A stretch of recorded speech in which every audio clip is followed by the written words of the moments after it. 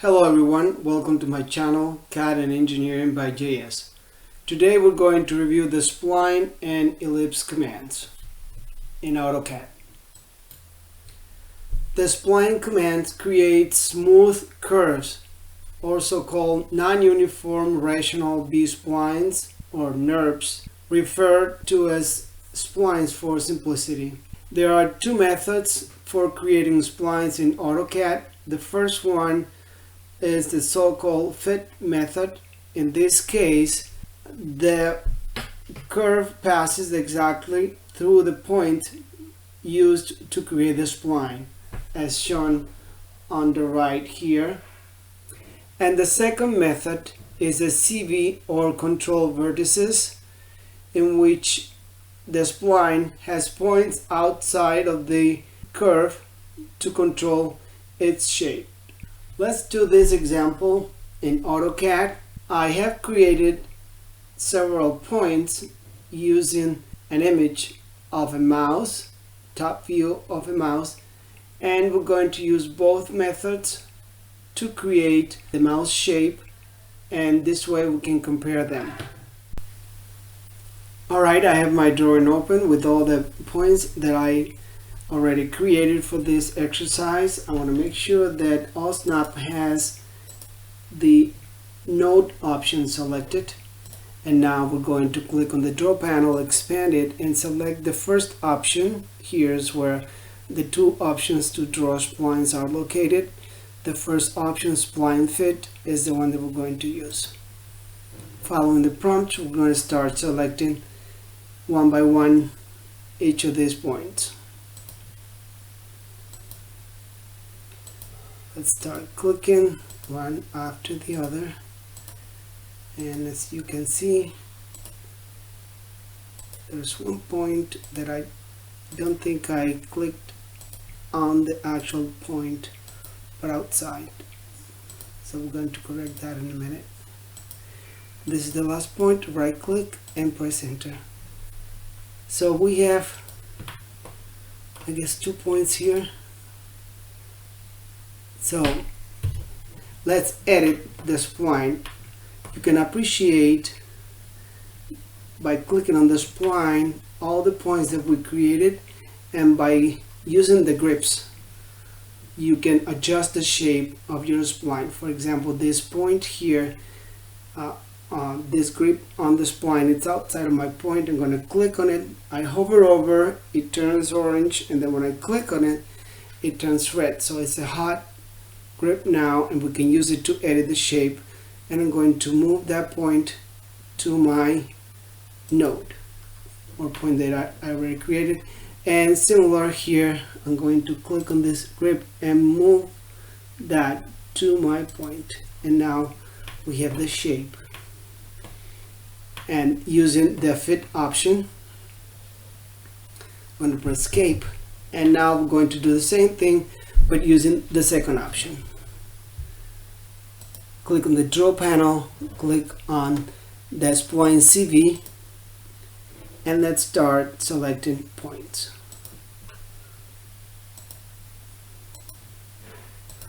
One after the other. Let's zoom out.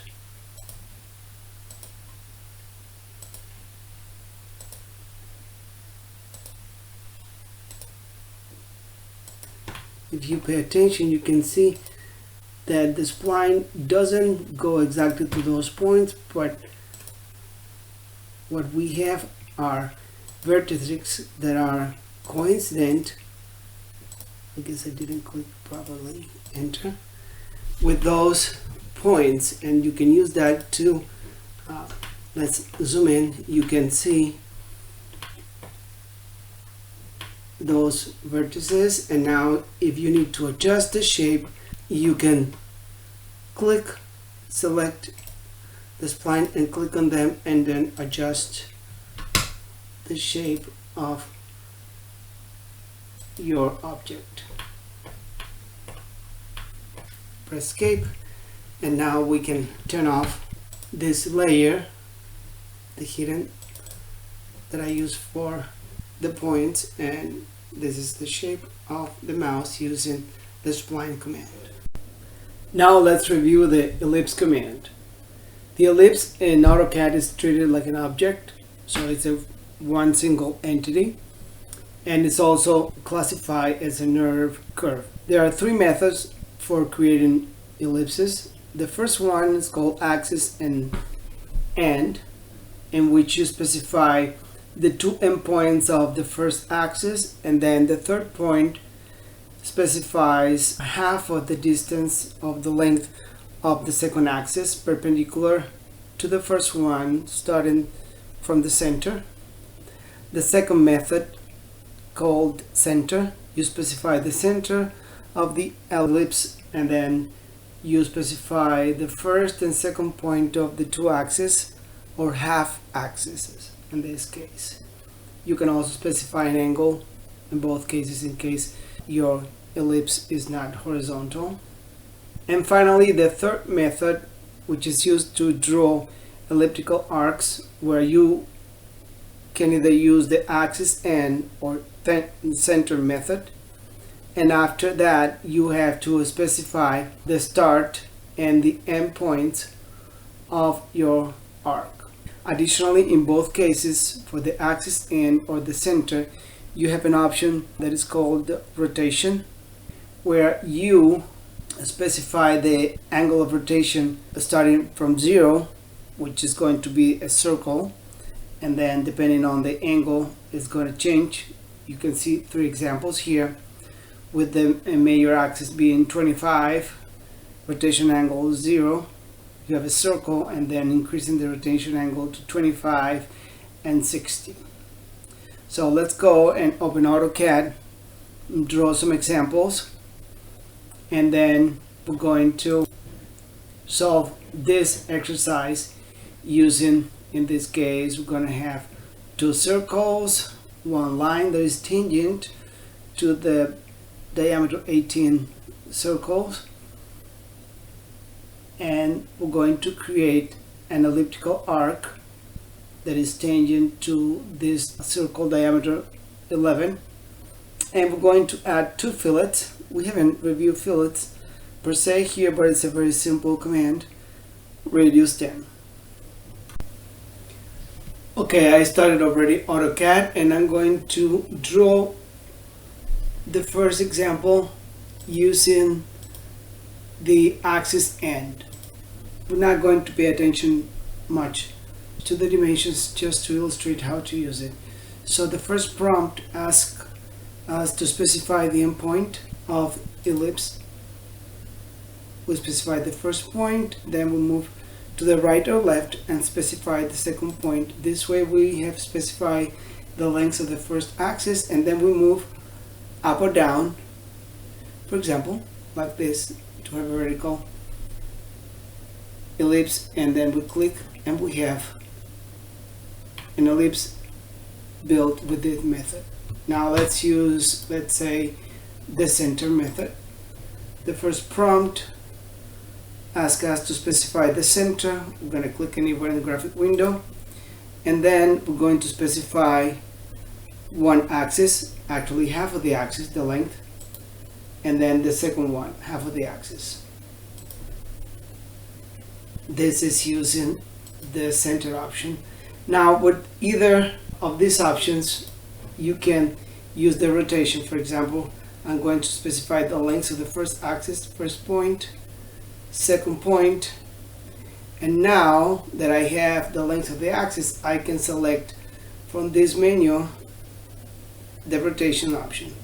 And I want you to pay attention, when there is no rotation, the angle is 0, you have a circle, and as you increase the angle, the object changes, and if you pay attention, it's like you're rotating it about the major axis in this case. Now let's draw some elliptical arcs. Let's select the option. So you have to specify the first point of the axis, then the second point. Now you have to specify the second axis, and then two more clicks to specify the start and the end of the angle I'm going to specify the start of the angle somewhere at to 180 or so. And then look, the elliptical arc increases counterclockwise depending on the arc, the angle that you specify. For example, like this. Now if I start my elliptical arc by clicking one end of the axis and then moving to the left, and then specifying the second end, then my angle is going to be somewhere around 0 degrees. My arc goes in the same counterclock direction, but starting from that angle. Now let's draw our exercise. We're going to start by changing the layer. I have several layers created here, so I'm going to select the center layer to draw the first line. I'm going to click on the line command, click anywhere in the graphic window, and then I'm going to turn ortho on, and I'm going to draw a line that is 45 units long. Type in 45 and press enter. Now I press enter again to go back into the line command, and now I'm going to draw a line from the midpoint moving up, and the length is going to be 52. Press enter and enter again, and we have the two lines. Now I'm going to draw or add 3 points. So I'm going to click on the draw panel, expand and select multiple points. I'm going to hover over the first point, this endpoint or intersection, and then I'm going to move up 23.5. From there I'm going to move, tracking that point to the right, and the distance is 45, so half of that is 22.5. And then now I'm going to track this point and then move to the left 45. So I have the points that I wanted. Now I'm going to change my layer back to object and start drawing my circles. The first two circles are diameter 18, so I'm going to click on the circle, expand and use center diameter, hover over the endpoint of this line, click and type in diameter 18. Press enter. Press enter again to repeat the command. Hover over until it snaps to the endpoint. Click again, and I'm going to click on the option diameter. Click and enter. It's already there because it was the last value that we used. I just have to press enter. So I have my two diameter 18 circles. Now I have to add the third one, diameter 11. So I'm going to click on the circle command, identify the endpoint of the line, click and type in the diameter 11. We're going to draw now the elliptical arc. Click on the command, select the first point, endpoint of the arc, second point of the arc, then the second axis, and from there we're going to start the angle. The first point for the angle is going to be at 0 degrees, and then the second point is going to be this end point or node. Click again, and we have the elliptical arc. Now we're going to add the line that is tangent to this diameter 18 circles. Click on the line command, press the control key and hold the right mouse click, select tangent, click, hover over the first circle and click, and repeat the same process. I'll snap over right, press the control key, right mouse click, select tangent again, and hover over the circle and click again. Finish the command, and now we're just going to add the fillets. The fillet command is located in the second panel, the modify panel, You click on the fillet command. After that, you have to select the option radius to enter the radius. Click on radius. Type in 10, which is the value of the radius.